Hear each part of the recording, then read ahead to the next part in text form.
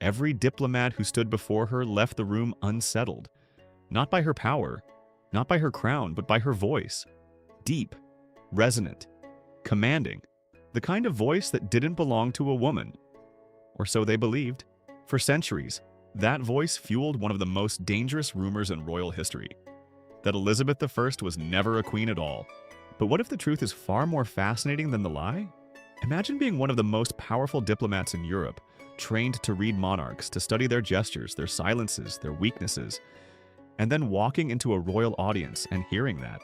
Not the soft, measured tones you expected from a woman on a throne, not the careful, delicate speech of someone performing femininity under the weight of a crown. What hit them was something else entirely. Something that stopped men mid-breath.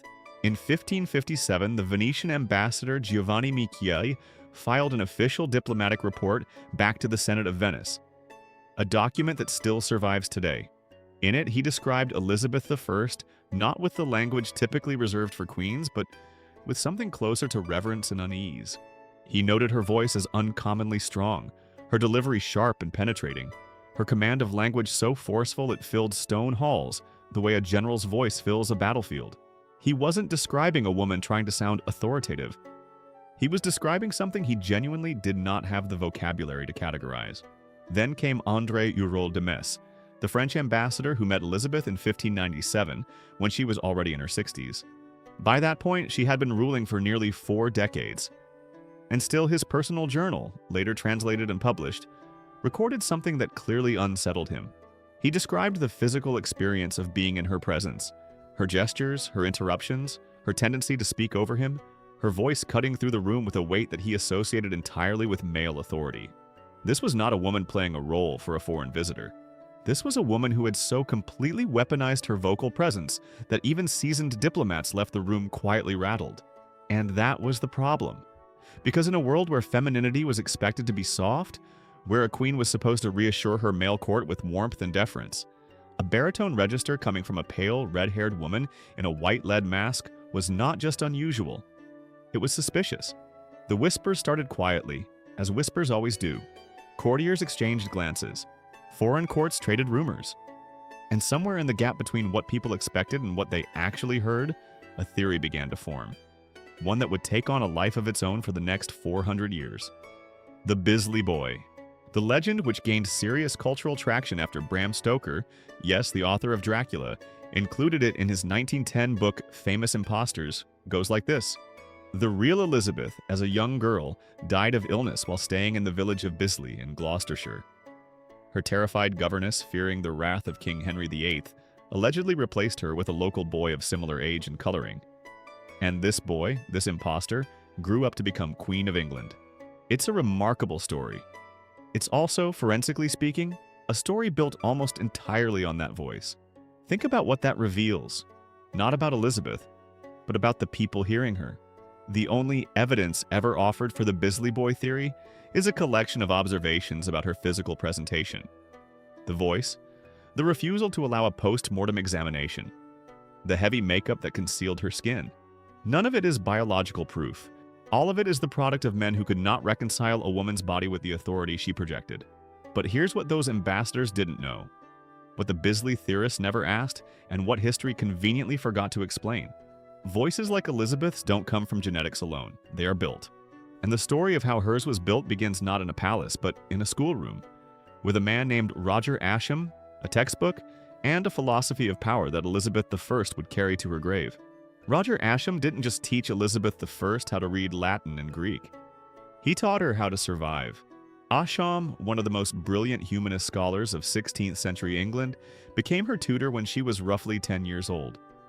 His method wasn't passive, it was relentless.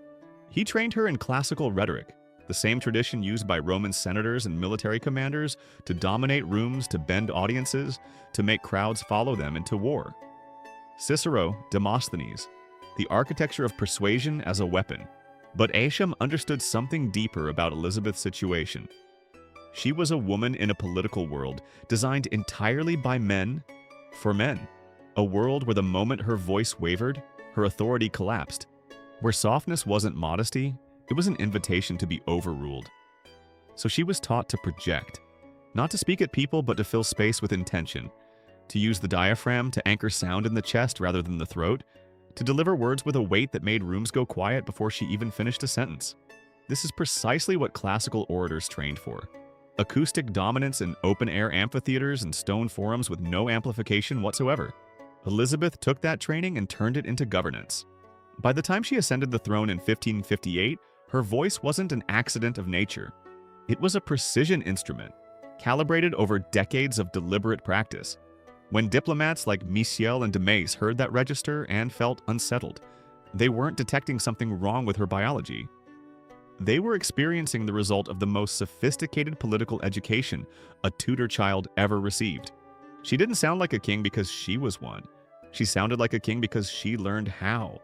But training alone doesn't fully explain the depth of what those ambassadors heard, because something else happened to Elizabeth's voice. Something that had nothing to do with ambition and everything to do with survival. In October of 1562, Elizabeth I nearly died. Smallpox swept through her court at Hampton Court Palace with almost no warning. Within days, she was unconscious, her fever so severe that her council began emergency discussions about the succession, because they genuinely believed she would not survive the night. She did survive, but the virus left marks that went far deeper than the scarring on her skin. Smallpox attacks mucous membranes. It inflames the larynx, the trachea, the delicate tissue surrounding the vocal folds. In survivors, the sequelae, the long-term biological consequences, can include permanent structural changes to the voice box itself. Scarring of the vocal folds increases their mass and reduces their vibration frequency. Lower frequency means lower pitch. This is not theory.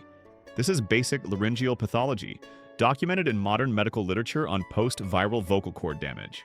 Elizabeth's voice after 1562 was, by multiple accounts, noticeably different, deeper, more forceful. And now we know why that's medically plausible. Then add this. She spent decades speaking at volumes that would destroy most voices entirely. The speech at Tilbury in 1588, delivered on horseback to thousands of soldiers assembled on an open field with no amplification in the wind, required a projection that professional opera singers train years to achieve. Stone banquet halls, open courtyards, cathedral-sized throne rooms, every single day, for 45 years of reign. Chronic vocal strain of that magnitude produces nodules, callus-like formations on the vocal folds that thicken with repeated overuse. Nodules lower the voice permanently. They are the occupational injury of singers, teachers, lawyers, and apparently queens who refuse to let any man in the room speak louder than her. So what those ambassadors heard wasn't a biological anomaly. It was the combined result of a near-fatal illness, 4 decades of rhetorical combat, and a body that had physically adapted to the demands of absolute power. But even that doesn't capture the full picture. Because beyond the medicine, beyond the training, there was a third layer to Elizabeth's voice. One that was entirely deliberate, entirely calculated, and perhaps the most revealing thing about her as a ruler. In Elizabethan England, there existed a legal doctrine so strange, so deliberately constructed, that it took teams of royal lawyers decades to fully articulate it. It was called the King's Two Bodies. The theory, formalized by jurists during the Tudor period and analyzed in depth by political historian Ernst Kantorowicz in his landmark 1957 study, held that a monarch possessed 2 simultaneous identities: the body natural, mortal, fallible, biological, and the body politic, eternal, infallible, transcendent of gender and flesh. The body politic could never be sick, could never be weak, could never, under any circumstances, be female in the way that threatened male authority. Elizabeth understood this doctrine not as abstract philosophy, but as a daily operational manual. Her voice was part of that performance. Deliberately, consciously, the white lead makeup that poisoned her skin over decades served one purpose: to project an image of immortal, ageless authority. The elaborate wigs after her hair thinned from illness served the same purpose. And the voice, that low, resonant, chest-anchored command that rattled ambassadors. It was the sonic equivalent of the white mask, an armor you couldn't see but absolutely felt. She made this explicit herself. At Tilbury, facing the Spanish Armada, she delivered what remains one of the most strategically constructed speeches in recorded history. The words were not accidental. "I know I have the body of a weak and feeble woman," she said, "but I have the heart and stomach of a king." She wasn't apologizing for her biology. She was weaponizing the contrast. Acknowledging the body natural, then immediately invoking the body politic. and doing it in a voice that made the distinction irrelevant before she finished the sentence. This was not a woman compensating for weakness. This was a woman who had studied power more carefully than any man in her court, and understood that in a patriarchal system, the fastest way to neutralize male resistance wasn't to fight it. It was to become what it feared losing. The voice was never a mystery. It was a strategy. And once you understand that, the Bisley Boy theory doesn't just collapse. It reveals something uncomfortable about the people who believed it. That they found it easier to invent a dead girl and a hidden boy than to accept that a woman had simply outmaneuvered every man in the room. But here's where it gets even more interesting. Because while the voice has a clear explanation, medical, rhetorical, political, it is only one piece of a much larger and far more unsettling puzzle surrounding Elizabeth's biology. Let's be precise about what the evidence actually tells us. Giovanni Michiel's diplomatic report, André Hureau de Messe's personal journal, Roger Ascham's own written accounts of Elizabeth's rhetorical education, the documented medical records of her smallpox crisis in 1562, the laryngeal pathology literature on post-viral vocal damage, the Tudor legal doctrine of the king's two bodies. These are not rumors. These are not interpretations. These are primary sources and clinical science. And together they construct an argument so complete that the Bisley Boy theory doesn't just lose ground. It disintegrates entirely. Elizabeth I was not a man. She was something the 16th century had no category for. A woman who had so thoroughly mastered the instruments of male power that the men around her could only explain her by erasing her.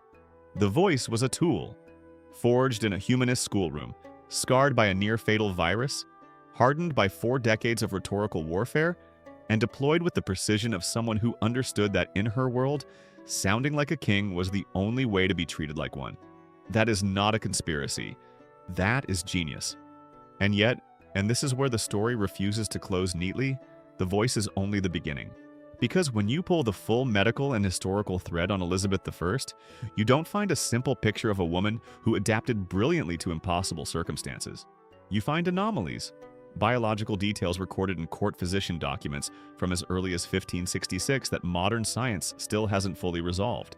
Physical observations made by her closest attendants that were deliberately omitted from official royal records. Questions about her body that were never publicly answered, and in some cases, actively suppressed. We've compiled the original physician records, the suppressed court documents, and the forensic analysis into one place. The Tudor Enigma.